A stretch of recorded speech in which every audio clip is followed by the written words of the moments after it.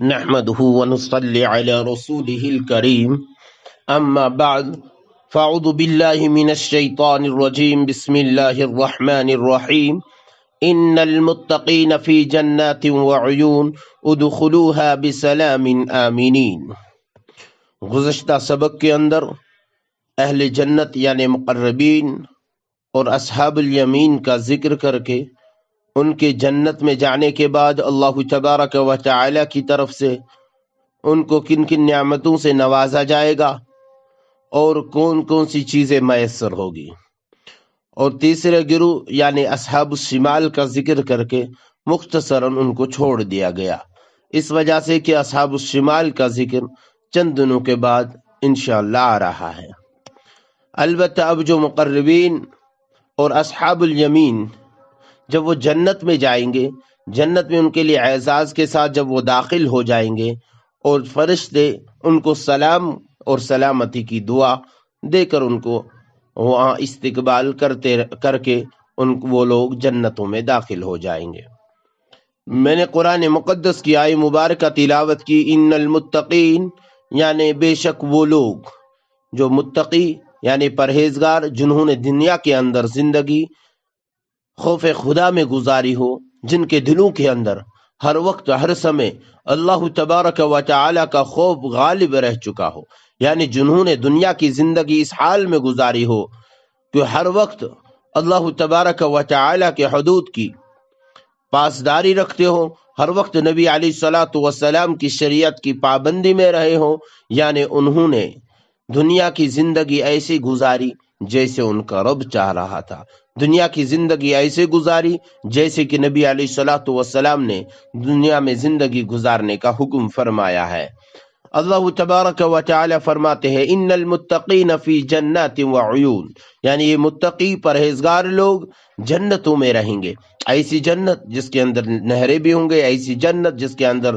گنے باغات بھی ہوں گے، ایسی جنت کی جس کے اندر ہر طرح کے میوہ جات بھی ہوں گے، اور جب داخل ہو جائے ادخلوها بسلام آمنین، داخل ہوں گے تو ان پر سلامتی کے ساتھ داخل ہو جائیں گے، یعنی ہر طرف سے خدا کی رحمت ہی رحمت ان پر نازل ہوتی رہے گی۔ یہ وہ لوگ ہیں جو اہل ایمان، وہ لوگ ہیں جنہوں نے دنیا کی زندگی اللہ تبارک و تعالی کے دین کے تابع رہتے ہوئے گزاری ہو۔ دوسری جگہ اللہ تبارک و تعالی ارشاد فرماتے ہیں حتی اذا جاؤوها وفتحت ابوابها وقال لهم خزنتها سلام علیکم طبتم فادخلوها خالدین،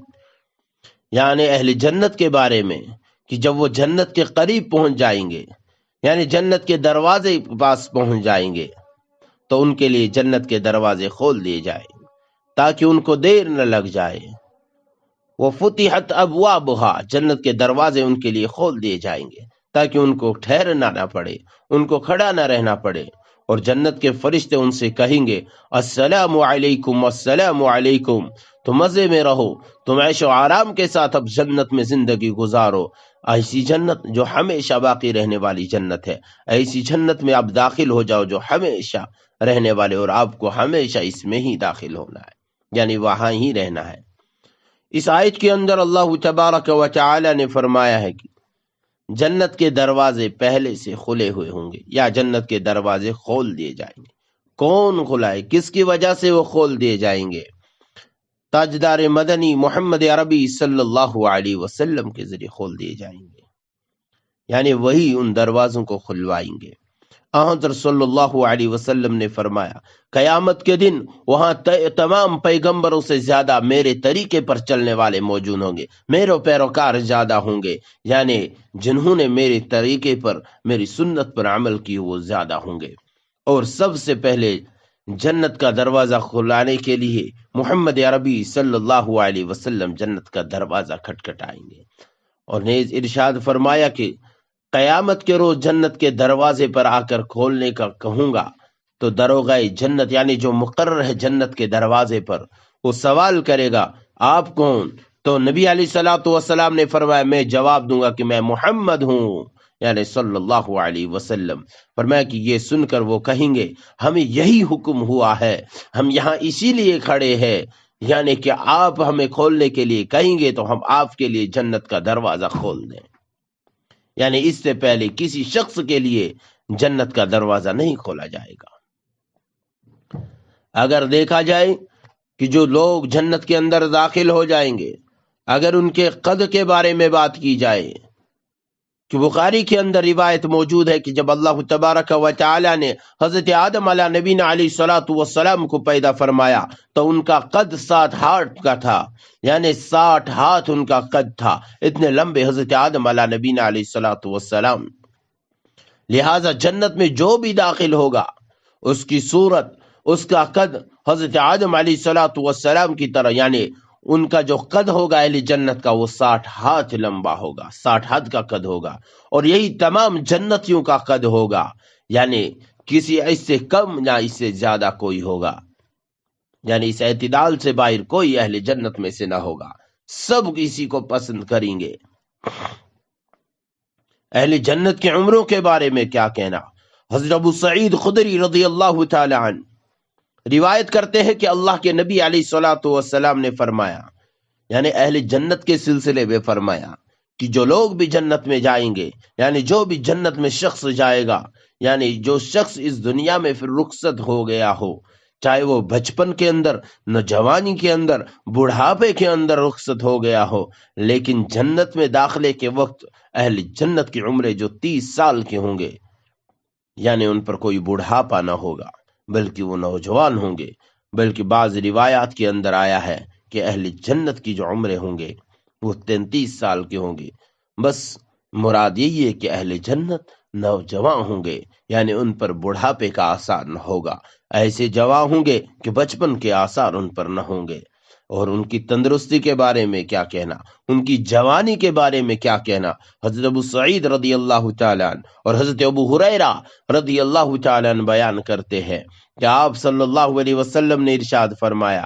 کہ اہل جنت کے لیے کہ ایک منادی پکار کر اعلان کرے گا، اے جنت والو، اے جنت میں داخل ہونے والو، اے وہ لوگ جنہوں نے دنیا کی زندگی اللہ تبارک و تعالی کو راضی کرنے میں لگائی، وہ لوگ جنہوں نے دنیا کی زندگی نبی علیہ الصلوۃ والسلام کے طریقے پر گزاری. منادی ندا دے گا، پکار اٹھے گا، تمہارے لیے بات طے شدہ ہے کہ ہمیشہ تم تندرست رہو گے، کبھی بیمار نہ ہوگے، ہمیشہ زندہ رہو گے، کبھی موت نہ ہوگی، کوئی پریشانی نہ ہوگی، کوئی غم نہ ہوگا، کوئی مصیبت نہ ہوگا، کسی پریشانی میں آپ مبتلا نہیں ہوں گے. اب آپ پر بڑھاپا نہ ہوگا، اب آپ عمر رسیدہ نہ ہوں گے، اب آپ گریں گے نہیں بلکہ ہمیشہ جوان رہو گے. کبھی بڑھاپا آپ پر نہیں آئے گا، کبھی آپ بوڑھے نہیں ہوں گے، بلکہ جنت کی جو نعمتیں ہیں اب ہر ہمیشہ آپ جنت کی نعمتوں کے اندر رہو گے. اب کسی چیز کے آپ محتاج نہ ہوں گے،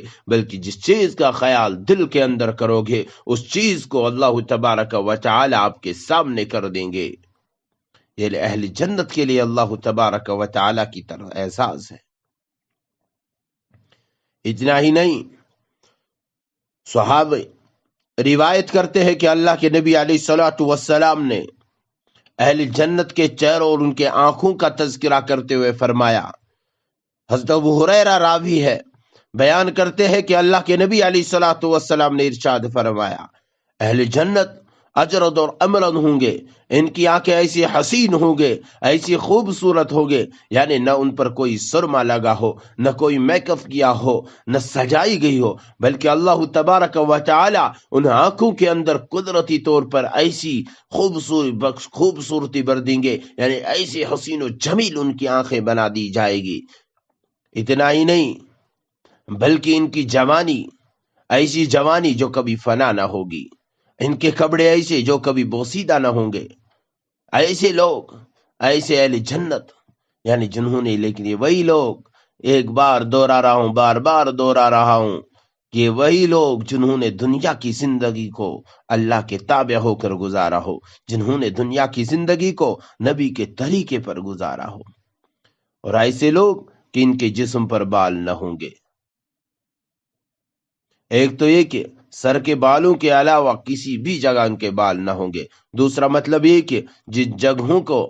یعنی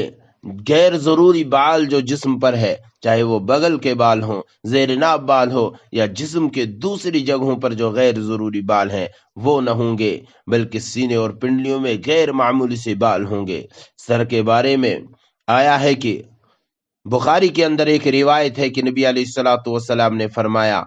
کہ اہل جنت کے لیے جو کنگے ہوں گے وہ سونے کے ہوں گے۔ اس سے صاف ظاہر ہے کہ ان کے سر پر بال ہوں گے، چہرے پر داڑھی نہ ہوگی، جسم پر بالکل غیر ضروری بال تو ہوں گے ہی نہیں، لیکن پنڈلی اور سینے اہل جنت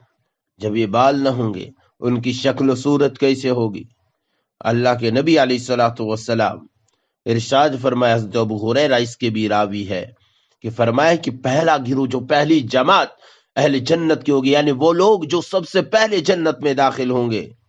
ان کی صورتیں، ان کی شکل ایسے ہوگی، ان کے چہرے ایسے چمکدار ہوں گے جیسے کہ 14ویں رات کا چاند چمکتا ہے، یعنی بالکل روشن ہوگا۔ اور اس کے بعد جو گروہ داخل ہوں گے، یعنی ان کے بعد جو داخل ہوں گے جنت کے اندر، ان کی صورتیں، ان کے چہرے یعنی ستاروں کی مانند، یعنی ستاروں کی طرح روشن و منور ہوں گے۔ یہ اہل جنت کو اللہ تبارک و تعالی اس دن سنواریں گے، ان کے چہرے کو روشن کریں گے۔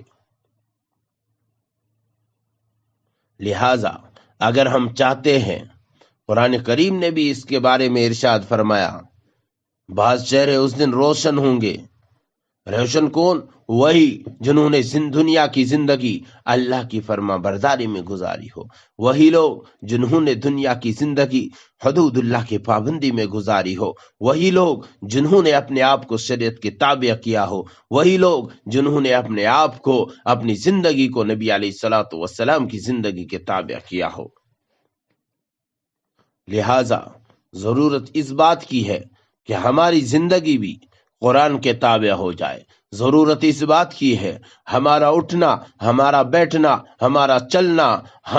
ہمارا ادھر سے ادھر کھانا پینا، ہر جگہ ہمارا طریقہ نبوی طریقے سے میل کھائے، ہر جگہ ہماری زندگی نبی علیہ الصلوۃ والسلام کی زندگی سے میل کھائے۔ ہماری کوشش ہر سمے یہ ہو کہ ہم ایمان والے ہیں، ہماری وراثت ہمارے جد امجد حضرت آدم علیہ نبینا علیہ الصلوۃ والسلام کی وہ جنت ہے جہاں ان کو اتارا گیا، جو اصل ٹھکانہ ایک ایمان والے کا ہے وہ جنت ہے۔ لہٰذا ہمیں اس وراثت کے لیے اس کو پانے کے لیے اللہ کی عبادت کرنی ہوگی، نبی علیہ الصلوۃ والسلام کے طریقے کو اپنانا ہوگا۔ اللہ تبارک و تعالی ہمیں سننے سے زیادہ عمل کی توفیق عطا فرمائے۔ وآخر الدعوانا ان الحمد للہ رب العالمین۔